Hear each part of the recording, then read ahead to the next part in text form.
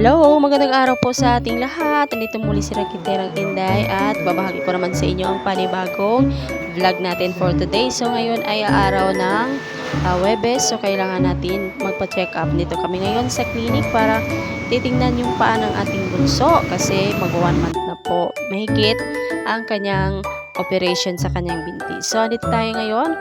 Samahan nyo kami para pupunta sa clinic. So tara guys, let's go!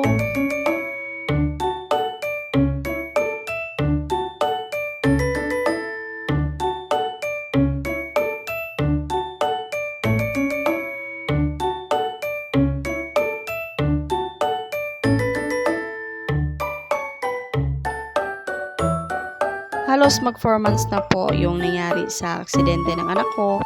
So, it's been 2 months na din after nung naoperahan ng kanyang paa. So, today is his schedule para sa matingnan ng kanyang paa. Revisit sa kanyang doktor. So, titingnan natin ulit sa x-ray kung okay na ba talaga yung mga buto sa kanyang mga paa. As of now, medyo okay na naman po siya. Nakakalakad na din. And kailangan na natin po talagang i-sure yung kanyang kalagayan para naman wala po talagang magiging problema sa darating na panahon. At ayan, medyo excited na nga po yan pumunta sa kanyang doktor. Hindi na siya gaya ng dati na matatakutin. Hindi tulad ng dati kapag sinabi na pupunta sa doktor ay talagang takot na takot talaga siya. Talagang kailangan mo pa talaga siyang kausapin noon at kumbinsihin na wala talagang gagawin yung doktor kundi titignan lang yung paa niya. Grabe naman talaga yung trauma na nangyari sa kanya. Ikaw ba naman maraming gagawin sa iyo, yung tusok-tusokin ka ng maraming beses, kukunan ng dugo, tsaka i-check, tapos ililipat na naman yung dextro sa kabila, yung ganon. So talagang napakahirap na po talagang alagaan ng panahon nung hindi pa siya masyadong okay, yung doon pa talaga siya sa ospital. Grabe talaga yung struggle niya. Grabe yung mga pagsubok na dadaanan niya. Napakaliit pa niya pero napagdaanan niya po talaga lahat yun. Ngayon, maga ngayon gumising at naligo pa talaga yan bago kami umalis. Actually, hindi talaga ngayon ang araw ng kanyang schedule. Na-reschedule kami kasi busy po ako nung nakaraang linggo kaya pinagpaliban na muna po namin. Clinic hours po ng kanyang doktor is 8 AM to 11 AM lamang. So, maga po kaming nagising at maga rin kaming umalis ng aming bahay. So, ayan, moody po ang ating kinausap na namin yan kung ano talaga yung gagawin nito at ano yung ipapayo sa kanya bago siya daw maglaro sa labas.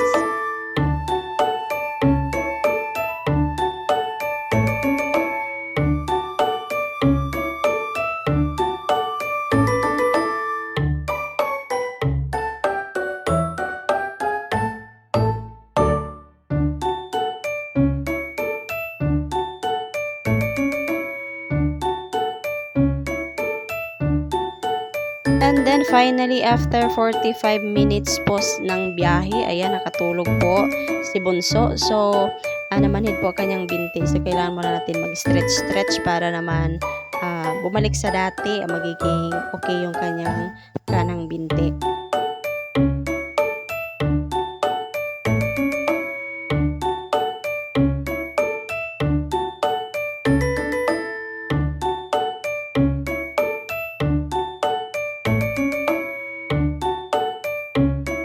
Pasimple na lang po akong kumuha ng video kasi baka masita tayo ng gwardiya. Nakakahiya naman ang tanda-tanda natin at mapagalitan pa tayo. So, ganyan lang. Patago lang natin. Kukunan siya ng video sa loob.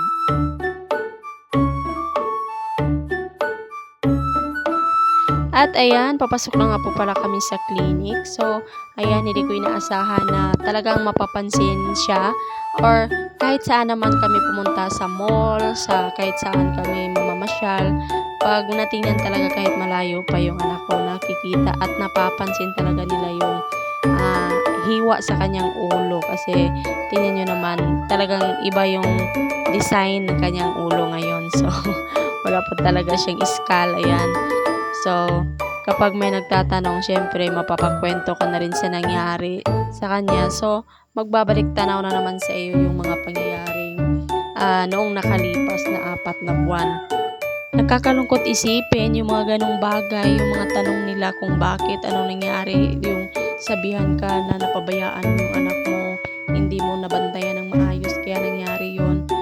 So sad no, dahil nangyari pa talaga sa anak ko yung ganitong pangyayari na hindi mo inaasahan. Yung anak mo na lagi mong dinadala kahit saan kayo nagpunta, kahit kahit madapuan man lamang ng lamok ay hindi mo talaga pinapabayaan. Pero sa ganitong sitwasyon, sa isang iglap lang mangyayari ang lahat ng ito. So, nakakalungkot talaga pero nakakatuwa naman dahil maraming nagsasabi na napaka-survivor ng batang ito.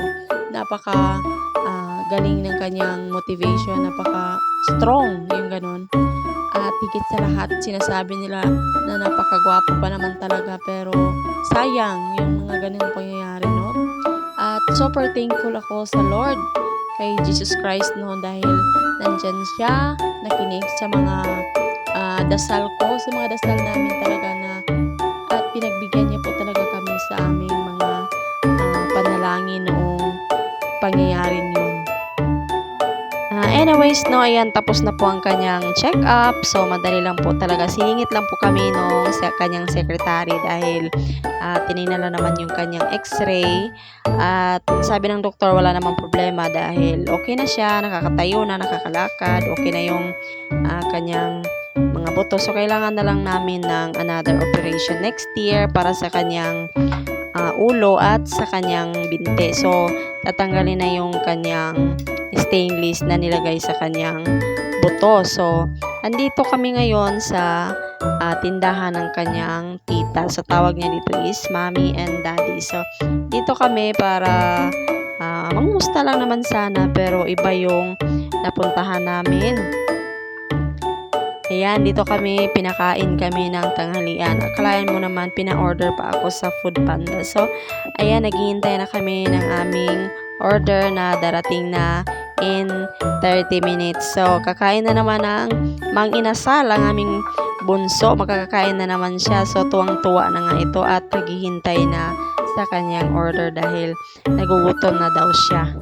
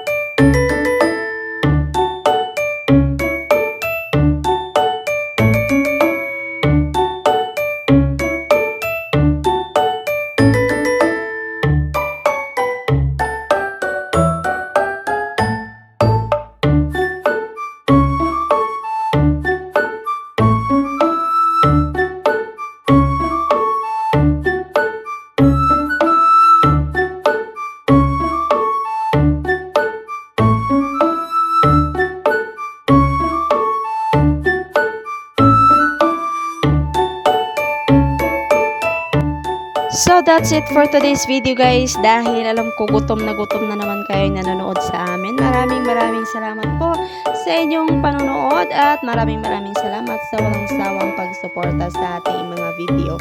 So sa mga bago pa lang sa ating YouTube channel, huwag pong kalimutan mag-comment, like, and subscribe. And don't forget to hit the notification bell para magiging updated kayo sa ating mga bagong videos more about on pagnenegosyo. So, ngayon wala muna tayong negosyo. So, maraming salamat sa inyong walang sawang suporta. So, hanggang dito na lamang po at ito muli si Rakiterang Inday nagsasabi na bye-bye!